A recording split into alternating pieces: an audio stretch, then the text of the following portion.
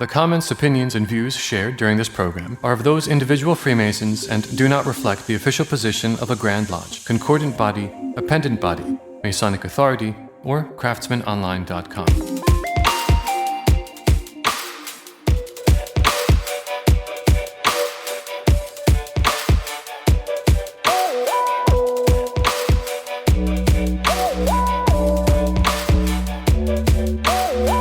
Hey, welcome back to the Craftsmen Online podcast, the only Masonic podcast endorsed by the Grand Lodge of New York. We are so proud to say that each and every week.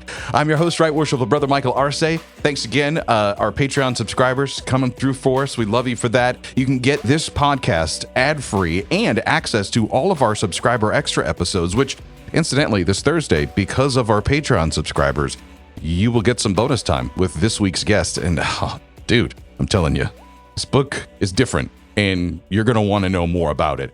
How do you become a Patreon subscriber? Simple. In Patreon, it's at Craftsmen Online, or you can open up the episode description on whatever you are listening to us on, and in the notes right there, bang, the link to start your free 7-day trial. And thank you in advance for even considering it. As a kind of tease there in the Patreon moment, this is a very interesting book and a very cool guest. It's not very often that I get to say, join me in welcoming a past grand historian from the Grand Lodge of New Jersey, as we are joined by Right Worshipful Brother Michael Czech, who is the author of Vile and Impious Wretches, a novel of King Solomon's Temple and the Ancient Middle East. Welcome to the Craftsmen Online podcast, Brother Michael. Yes, thank you. Nice to be here. Oh, dude, I can't wait to jump into this because we've talked about the Hiramic legend. We've pulled it apart. We put it back together. We've talked about the esoteric, the historical, this, the that, the other.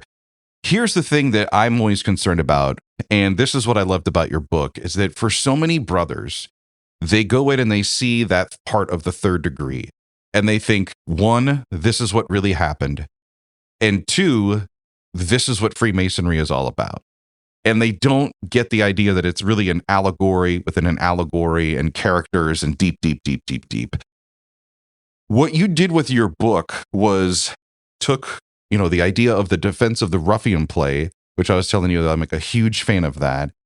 But you also gave like another perspective.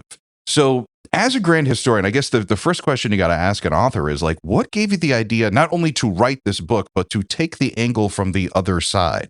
So, the book is called Vile and Impious Wretches, a novel of King Solomon's Temple in the Ancient Middle East. And the impetus to start it was a program I created 5 years ago, which was a presentation to given lodges. It was a time after I had been in the Master Mason degree in New Jersey and played a part. And I thought about what's the motivation to play this part a little more realistically or differently? Because one of the issues that we talk about in all of Masonry is ritual recitation, right? Do we get it all right, word for word, at the expense of making it maybe exciting, living it a little more within reason, or do we want to give people something they can remember? Not the candidate. Candidate's going to love what we do. The guy who's sitting in the lodge and he's seen 40 of these. That's when the phones come out, the whispers on the sideline. And I've always been the type of person that when I'm speaking in a degree, I want everyone to be looking at. So fast forward after that, I decided I was going to create a presentation because I thought to myself, what are these people really about behind the scenes? Some popular series on TV, one of the most popular that came out at the time was the Netflix series, Making of a Murderer. And my wife is a huge 48 Hours Hard Evidence fan, which is like the true crime documentary. So I put together a slideshow with about 120 slides. And as I go through the images, I'm narrating the story. Now, that's a 18-minute presentation. After I created that, and I've been giving it all over for 5 years, my worshipful master at the time asked me to do it in our mother lodge, Atlas Pythagoras Lodge number 10, Westfield, New Jersey. And we finished and he said, Mike, that's my favorite presentation. And that night I went home and I said, I'm going to make this into a novel. I'm going to see what I can do here. And that was the beginning of what made me start doing this. What I found interesting about this book, and I don't know if anyone else has ever given this feedback before, but when I started reading it, I actually was confused in the beginning because there were so many characters that I did not know that you were introducing. And I realized as I was going through the book, you were introducing all of the craftsmen that are a part of the Hiramic legend, and you were giving them names, and I was like, what? Who is? And then I started recognizing a couple of the names, and I'm like, oh, I know who these guys are. This is going to be the important, these are the ruffians here. How much of this is based on like Masonic research, and how much of this is based on kind of a fictional piece that you're pulling together? I made up a book about something we all made up, which was the degree.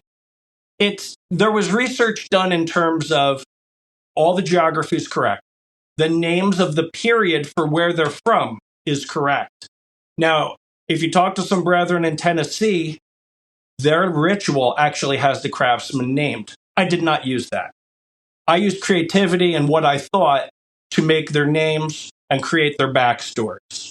Okay? You certainly know who the three ruffians are, and I actually explain where the root of their name comes from and why they're named such, which is the root is correct.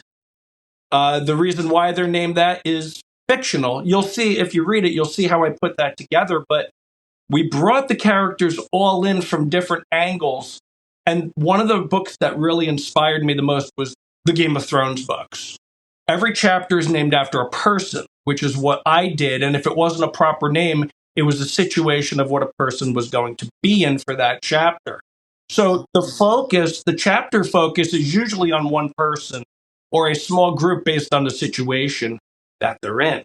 This is the first book that I've been sent from a guest that it was just so damn good, I had to share it with another brother. Thank you. That brother was our Grand Tyler of the Grand Lodge of New York, Don Gorham. And Don and I had done an episode on the Defense of the Ruffians play. We're huge fans of that. We love the story of it. We're thinking of like making this like a two-man traveling act show and going around lodges in New York and pulling this off.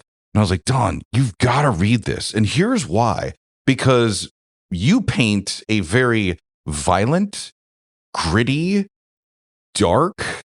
This is not the King Solomon's temple that we hear about of this wonderful, everybody's getting along and working together and there's no sound of tools ever being used and cooperation and harmony and strength.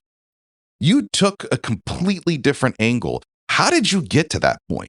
I always tell people, if you like the movie Pulp Fiction and you enjoy like The Sopranos, nothing in this book should make you feel like, oh, I can't handle this, right? It goes, but the scenes and things that happen are sort of shown from every historical movie that is done so well, right? Violence of Gladiator. In any ancient Roman time, there are references to homosexuality, pedophilia, major league violence, right? And this isn't new. This book was written about the time. So I wanted to take this away from the happiness, like you said, the happiness and cooperation. This is 50,000 plus guys who live on a work site. None of them are scholars. They are all contractors. How would they interact, right? Some of them are good. Some of them are not good guys. You know, we do make these assumptions from our ritual and from the Bible and other sources. Oh, King Solomon was a wise man and so fair. He's a king. He has a kingdom to run. You do not become a king by being a nice guy. No matter what our degrees say, there's another side to the story. And that's where I came from, right? The ruffians are seen as premeditated bad guys. And the reality is that that's not always how crime and life works, right? People are brought into something maybe they didn't agree with, but they get caught up. It gets too big and I can't get out, right? The story takes you to why the three of them meet, why they commit the act, what are the circumstances that push them to that. None of this is explained in any detail in the degree because it would take too long. So this is able to break out everything behind the scenes of the degree you know and give you the idea to start thinking, why? Why did it happen? And the thing I tell people if they read the book, I say, get in touch with me and tell me how you would have wrote it differently. All I want you to do is start to think. Think. And maybe it'll be your motivation the next time you do the degree. I'll let the listener know. Number one, it is visual aid night if you're a YouTube live streamer. That is a copy of what the book looks like that is on your screen next to Michael. If you're looking to get a copy of it, we've got the links and how you can get it in the notes for this episode. Let's start with the part that I keep choking on and just not getting correct. The title of the book, Vile and Impious Wretches. What does that mean? And why is it so powerful the way that King Solomon's reaction and how he kind of yells that to the ruffians when everything goes down? So impious, or it's pronounced impious, and in other parts of the country, impious, right? Piety meaning the reverence for God, right? So impious or impious, it's ungodly men who are not of faith, right? Vile speaks for itself. So Solomon is realizing that his chief architect has been murdered in a premeditated fashion. And what I'm explaining to everyone in the writing is this is a major problem for both Solomon and Hiram of Tyre. And I'm explaining in this why, because the two kings have innermost thoughts about each other. We all assume from the Bible, which is extremely straight when it tells you, oh, Hiram came from Tyre, and as he helped Solomon's father David, he agreed to help Solomon. That is just not how international relations work. No one does anything because they're a nice guy, right? Kings have interests. That's a line I use in the book more than once. I believe it's twice. Kings have interests, and their own kingdom is what matters the most. So at the point of realization, Solomon is literally looking at a good 8 years of work plus just stopping because it's like Picasso handing me the brush when he's halfway done. I can't possibly finish that with any continuity. So the kings are looking at the fact of my masterpiece is going to have to be done by someone else. Hiram's saying, oh my God, that's our meal ticket because I supplied this guy and he is going to make Solomon very happy, and I'm going to exact a major toll from him in return, right? You know, money, gold is going that way. Solomon makes a promise to give land to Hiram. The sea is open for Tyre to go south of Israel and trade all the way to Africa. This relationship is hinging on this temple going right. And the guy who's the linchpin is dead. The plan B is not strong. And plan B is discussed in this, and the discussions with many of the characters that you know nothing about, like the senior Grand Warden, who has a bio and a background and is involved in this, right? We bring in a look at some Royal Arch lore. It's taking guys from all these different places and different degrees, like in the Scottish Rite a little bit and the York Rite, and you see these mentions. Some of it's subtle, right? Like you had said earlier, you know, I didn't even know who was who. Things come around like 50 pages later. So you hang in, try to enjoy just the story being built. And a lot of it is made evident as you go. If you're always keeping the degree in the back of your mind, it's almost like opening Easter eggs constantly. And there's a couple of Easter eggs I put in there that are historical in nature. I hope people think so. I hope they spot it because some of it's subtle. But the ability to take that degree and that pivotal point when the three ruffians confess their guilt and now build that out to the reader, like, why does this matter? It matters, and all of that's told to you.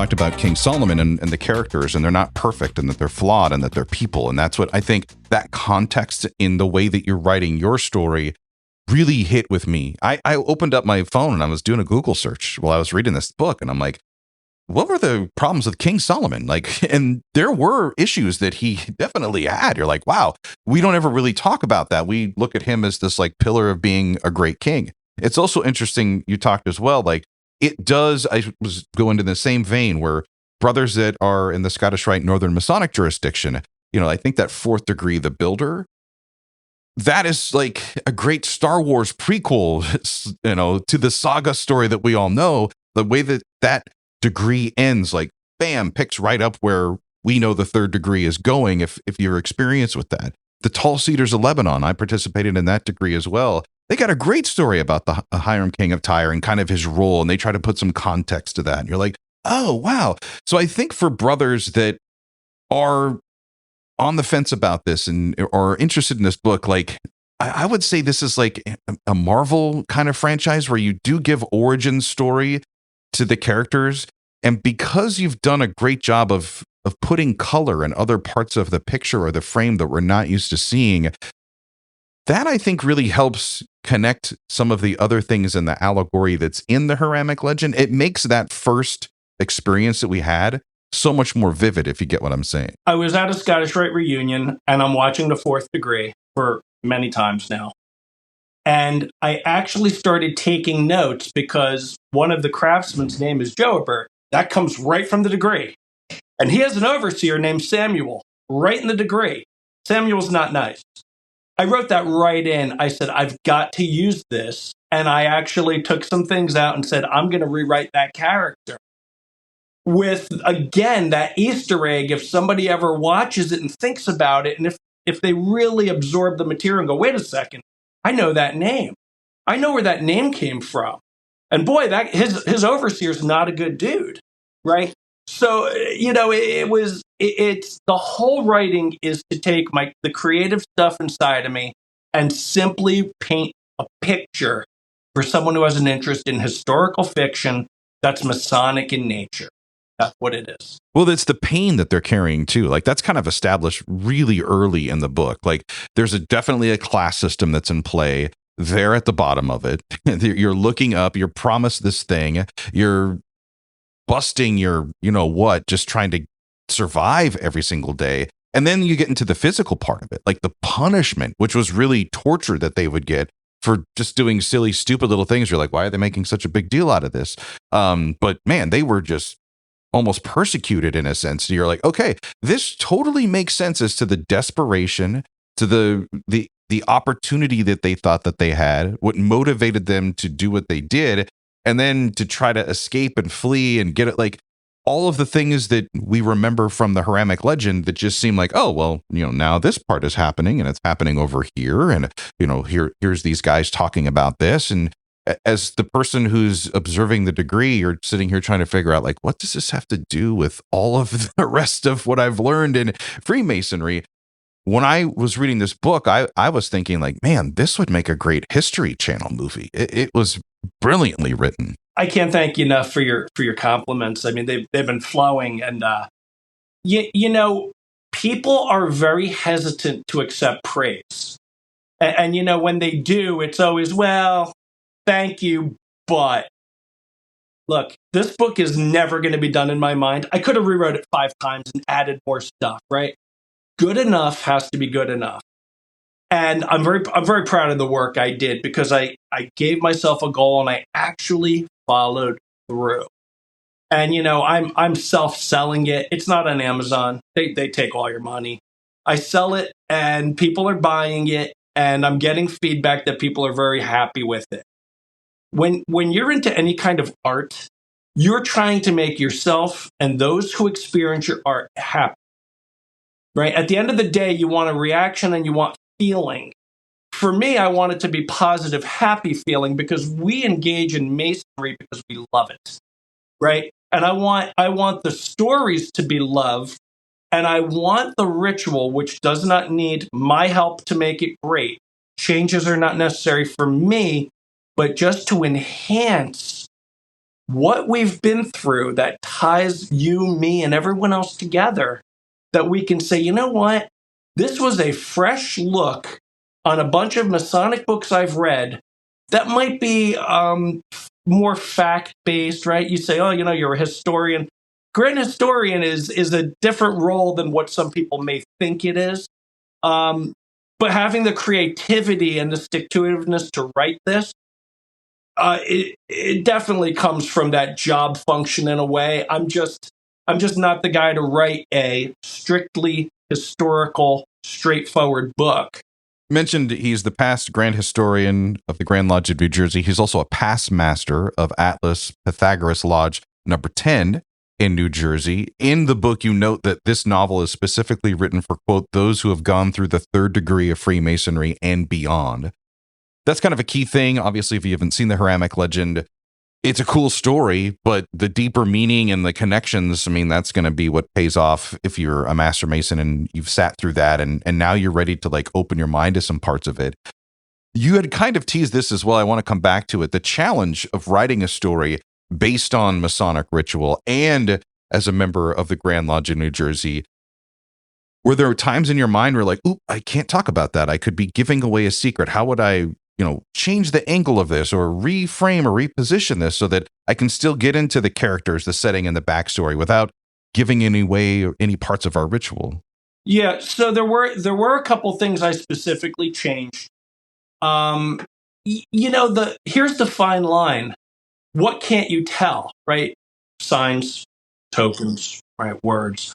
But what can't you say? What is violating your Masonic obligation with what you tell people?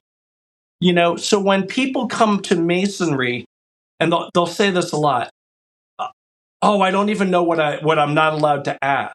And I go, you can ask anything you want. You're not going to think of the questions that I need to say, I can't tell you at this time, right?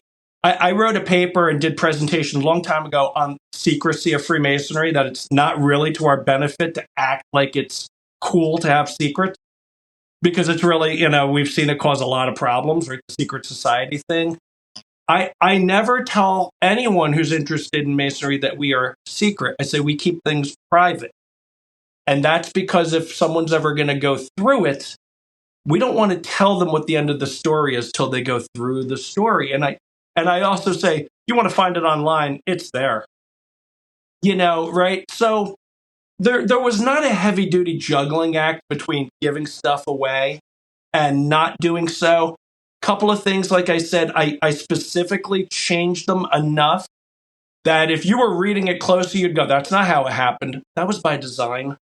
But there wasn't a lot that had to happen here. I was able to pretty much have full creative control. So much of the ritual experience, and you got me thinking about this, is very internal and it's unique to the individual.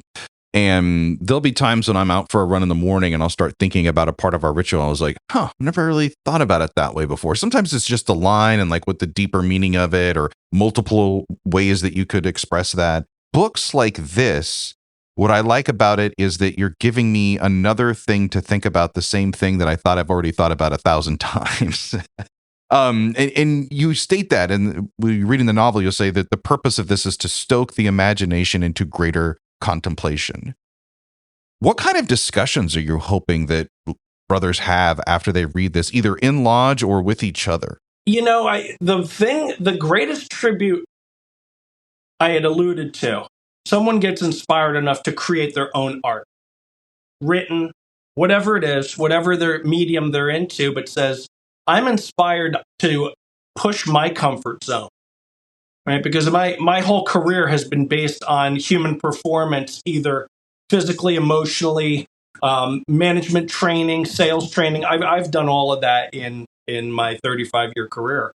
So I would hope people get inspired and say, maybe I'll contribute in some way, even if it's writing an article. Something they haven't done. Take on an educational program, whether it's Masonic or other. But, the thing that I love is I love when someone brings up a specific part and tells me, we discuss it. Hey, this was really cool because, or like I had said, how would you have written it different? oh, I always pictured it was going to be like this and that. And I think that that's the back and forth discourse we're all looking for, right? And you said contemplation. I want someone to read and just go, I didn't consider that, and I'm glad I am considering it. And you know, I told this to some other people. I went on the friendliest website on the planet, Reddit, and under the Freemasonry subreddit, I asked a question. When the master sounds the gavel to start the lodge, has anyone considered that that is the moment of creation? That's the bang. Now, I got everything from absolutely not, you're insane, to I never thought of that. And it's not that a bunch of people, no one said yes, right? But that's something I've heard before and contemplated, because we want our members to have a certain level of seriousness and solemnity when the lodge starts. We don't want them giggling. We don't want them talking on the sidelines, which people do. But ideally, this is supposed to be the time where you start preparing yourself to be away from the rest of the world and divest yourself of the superfluidities of life and really be present where you are. So that went over like a lead balloon on Reddit. But what you had just said, we want people to think, because the best mentors in Masonry have their students contemplating things they never thought about. So when I can say, how do you think such and such really went? And they start that conversation. That is how information is conveyed. That's how ideas are spread. That's how people's brains work over time. And we all grow. I mean, look, I wrote a book. Is it a big deal? It is to me. It's not the cure to the world, but it's a little piece where you go, you know what? I'm entertained, and it gave me something to think about. That's, like I said, that's good enough, right? I'm here to entertain, but I really love Masonry so much, and I love talking about Masonry. And the ritual is what really ties us all together until we get to know each other as friends. As brothers, the ritual ties us. And that is the place you start from, and everything spreads out from there.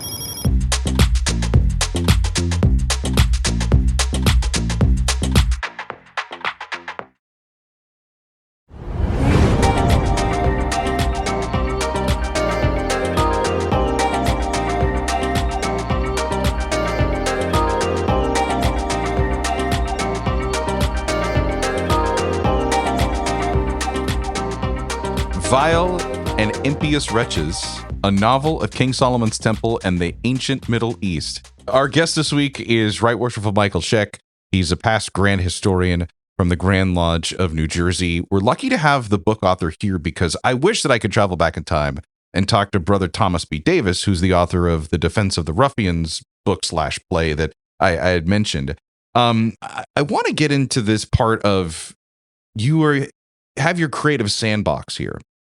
You're writing this story, you're like, hey, I want to paint this with a different stroke. I want people to see this other side. I kind of teased you a little bit about this, where the version of the Hiramic legend that we see in Lodge as part of being a Master Mason and going through the degrees, that's like the Wizard of Oz movie that we all grew up with. And then now this new series of movies came out, the Wicked movies have come out, and there's this other side of the coin, this other side of the story that is being introduced to us. And as people say, like, somewheres in the middle is probably what really happened between the Wizard of Oz. And just like this, there's the Defense of the Ruffians play, there's your book, and then there's also the Hiramic legend of people trying to look for other angles. What's the benefit for you when you're creating this narrative, this new version of the story, or as I would say, an enhanced version of the story, giving some life to these characters? How are you taking that Hiramic legend to the next level? You know, so one of the things about society today, and you can see this in the success of our media, people like to root for the bad guy. The Sopranos show, Breaking Bad, right? You can think of all the shows that are based on crime, and the heroes are all flawed, right? Yellowstone, these very popular shows, people are not nice, but you still want them to win, right? Because conflict is interesting to people. So the whole idea here was let's take that reverse approach of everything's wonderful and delightful, and let's add the fact that life never works out the way we plan it to, and lots of stuff goes wrong all the time, but how do people deal with it? That's where the interest comes in. And you know, when you're an author, you want people to turn the page for the simple reason that they say, I want to see what happens next. I really wanted to bring in the idea of let's take the reverse angle. Let's talk about the bad guys. Let's realize not everybody's happy and doing their work while they whistle. And this, you know, I don't think we're in Kansas anymore. We're not Nas anymore, right? We're in a real place where we're working here because there's not a lot of other opportunity. The king just shut the country down to get this thing built. Now, there are things happening, but if you need work, this is where you go. Much like the idea of the coal mining town of yesteryear, where the company owns the store, the company owns the barbershop, the company owns the bank. And every penny you get kind of goes back to the company, making you an indentured servant till the project's done or you drop dead. Some of the promises that are made when the craftsmen enter the contract, they change during time. In the Darth Vader, I've altered the deal, pray I don't alter it any further, because nobody has power but the king. The king can do whatever he wants, and he does. And that's where we have to realize that when we're looking back at history, everyone's got their own interest, right? So it comes down to the guys who build, to the guys who run the project, to the people on top of them. Everyone's got what they want out there, and they're all in different positions to take it. And that conflict of how they all get to where they want to go, that's what interests people. How does that intersect with this, that, and this, right? So the ruffians have an idea of what they're hoping to get. It's not going to happen. Now they have to solve their problem. While meanwhile, someone else in the book is like, I just want to get out of here. I just have had enough. And I'll just try to find work somewhere else, no matter how hard it might be. And that confluence of how they all meet and why the craftsmen get involved and how they get out of it and what happens after the fact when the ruffians flee but are caught. Not only are the details given of every part of that, including the fight, you know, how are they apprehended, but the epilogue of, okay, does everyone live happily ever after? Where do they go from here? And that part comes out, and no one has thought about that because it's just never come up. Thanks again to Right Worshipful Brother Michael Czech for his time on the Craftsmen Online podcast. If you're a Craftsmen Online podcast subscriber on Patreon, dude, we get like a whole another 30 minutes with this guy. On Thursday, we're going to get deeper into the book, talk about some more of the characters, and the interesting way that he kind of ended it, but didn't really end it, if you know what I mean, about the story. That's coming up on Thursday with our extra. Until then, this is Right Worshipful Brother Michael Arce. The next time we catch up will be on Monday when we welcome back Brother Matthew Brockbank, and we'll be talking about how you and I have a very interesting position in Lodge as the bridge to the generational gap in Freemasonry. Until then, let peace and harmony prevail.